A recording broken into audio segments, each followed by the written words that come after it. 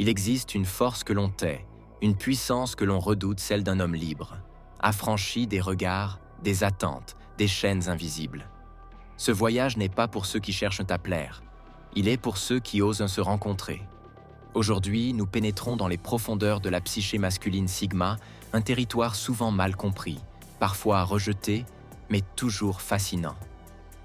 Ce n'est pas une simple exploration, c'est une confrontation. Car pour devenir pleinement soi, il faut parfois réveiller ce que l'on a appris à fuir. Ce que certains appellent monstre, nous l'appellerons vérité brute. Non pas pour dominer, mais pour transcender. Ce que vous allez entendre ici ne cherche pas à rassurer. Ce contenu est un miroir, parfois brutal, souvent inconfortable, mais toujours nécessaire. Il s'adresse à ceux qui sentent que quelque chose en eux veut se réveiller, une force brute, lucide, indomptable. Ce voyage est une descente vers soi, une traversée des zones d'ombre, une reconquête de l'intégrité. Et si vous êtes là, ce n'est pas un hasard. Car ici, on ne survole pas, on plonge. Dans un monde saturé de connexions, l'homme Sigma choisit le retrait. Non pas par rejet des autres, mais par lucidité. Là où beaucoup fuient le silence, lui s'y installe, car il sait que c'est dans ce vide apparent que naît la vraie clarté.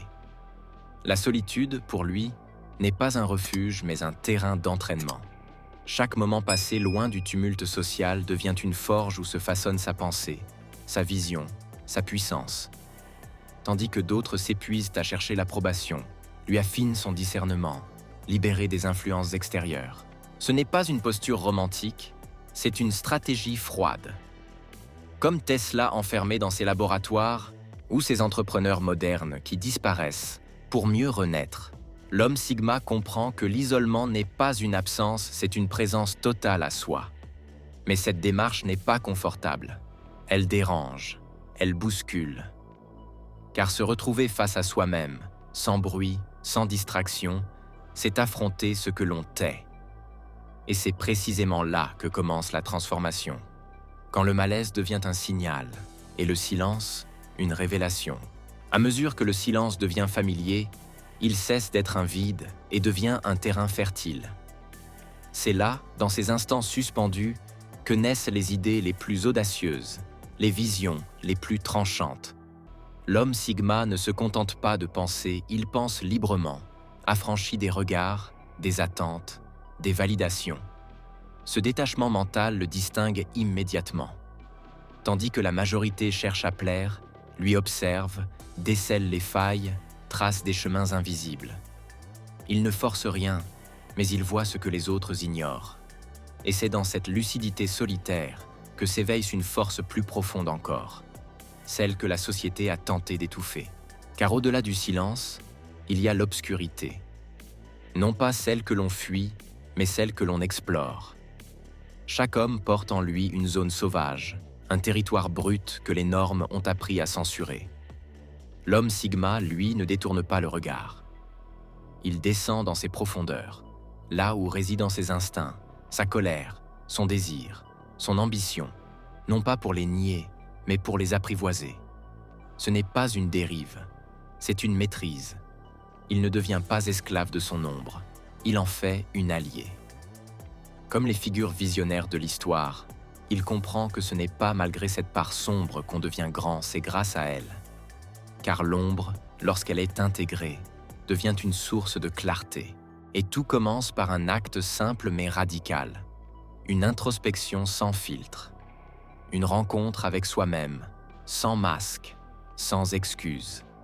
C'est là que le monstre cesse d'être une menace et devient un moteur. Il y a des questions qu'on évite toute une vie. Non pas parce qu'elles sont trop complexes, mais parce qu'elles sont trop vraies. L'homme Sigma, lui, ne les fuit pas, il les convoque. Il se confronte à ses désirs enfouis, à ses pensées inavouables, à cette part de lui que la société voudrait faire taire. Non pour s'y abandonner, mais pour en reprendre le contrôle. Car ce que l'on refuse d'admettre finit toujours par nous dominer. La colère niée devient explosion. L'ambition refoulée se transforme en sabotage. Mais celui qui ose regarder en face ses pulsions les plus brutes découvre qu'elles ne sont pas des failles, ce sont des leviers. des forces à rediriger, à canaliser, à transformer. C'est là que commence le vrai travail, celui de l'observation lucide. Tenir un journal de ses pensées interdites, non pour les nourrir, mais pour les désarmer. Car une idée mise en lumière perd son pouvoir de manipulation. Elle devient matière à réflexion, à maîtrise, à stratégie. Et c'est dans cette lucidité que le Sigma révèle sa monstruosité non pas comme une menace, mais comme une singularité. Il pense autrement, agit hors des normes, et c'est précisément ce qui lui permet d'accomplir ce que les autres n'osent même imaginer. Mais cette puissance brute ne suffit pas. Elle doit être contenue, sculptée, dirigée. C'est là que la discipline entre en jeu. Non comme une prison, mais comme une armure. Elle ne réprime pas la nature sauvage, elle la protège.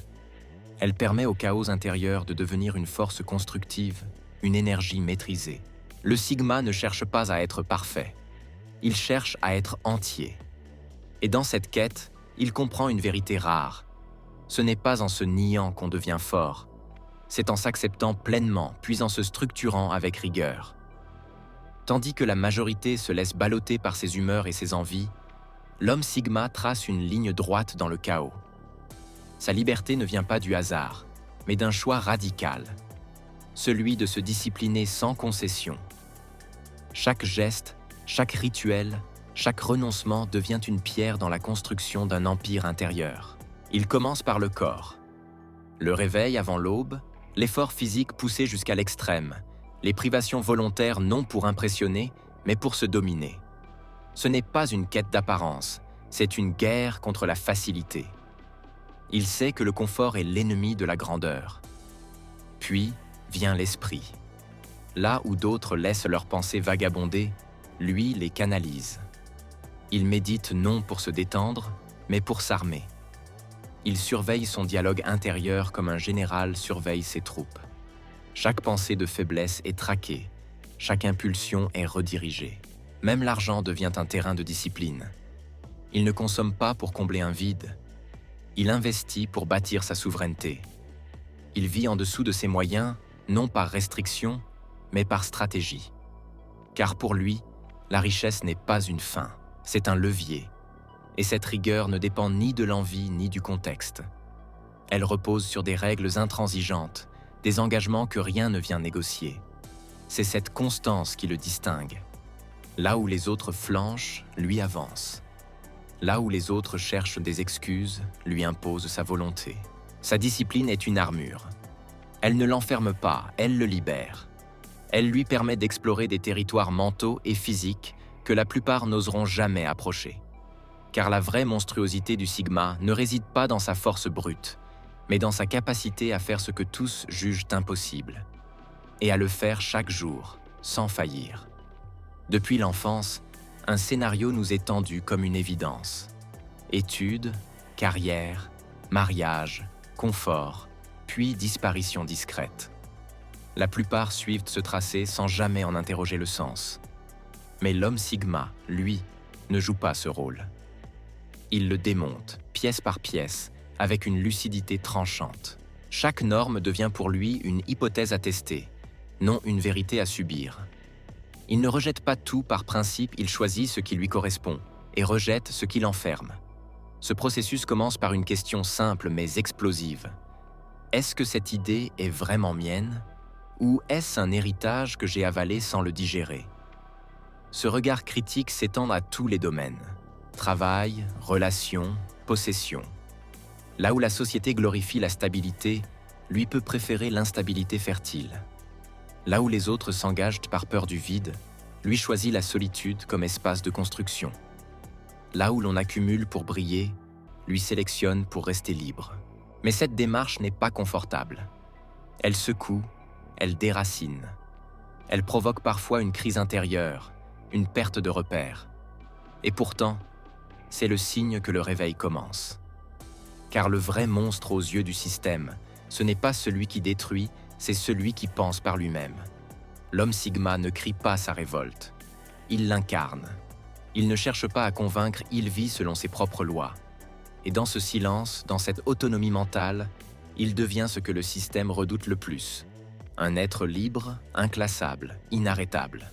Dans un monde où le bruit est devenu la norme, où l'on parle pour exister, pour rassurer, pour séduire, l'homme Sigma choisit une autre voie, celle du silence maîtrisé. Ce n'est pas une absence de parole, c'est une présence contenue, une posture qui intrigue, qui déstabilise, qui protège. Là où les autres se dévoilent sans y penser, lui choisit ce qu'il révèle. Chaque mot est pesé, chaque phrase est une décision. Il ne parle pas pour combler le vide, il parle pour créer du sens. Et souvent, il ne parle pas du tout, car il sait que le silence est un espace de pouvoir, un territoire que peu savent habiter sans se trahir. Ce silence n'est pas passivité, c'est tactique. Il observe, il écoute, il laisse les autres s'exposer. Dans les négociations, dans les échanges, dans les confrontations, il garde ses cartes près de lui. Il ne cherche pas à impressionner, il cherche à comprendre. Et dans ce calme apparent, il prend l'avantage. Même sa présence numérique est calibrée. Tandis que la masse s'exhibe, lui se retire. Il ne documente pas sa vie, il la vit. Ce qu'il construit, ce qu'il pense, ce qu'il ressent, reste hors de portée. Non par peur, mais par choix. Car il sait que la discrétion est une forme de puissance. Pour incarner ce silence stratégique, il commence par écouter. Vraiment. Il laisse les autres remplir les vides, révélant bien plus qu'ils ne le croient. Il répond par des questions, non pour manipuler, mais pour garder le contrôle. Et surtout, il ne se justifie jamais. Car il n'a rien à prouver, seulement à accomplir. Ce silence, loin d'être une faiblesse, devient une signature.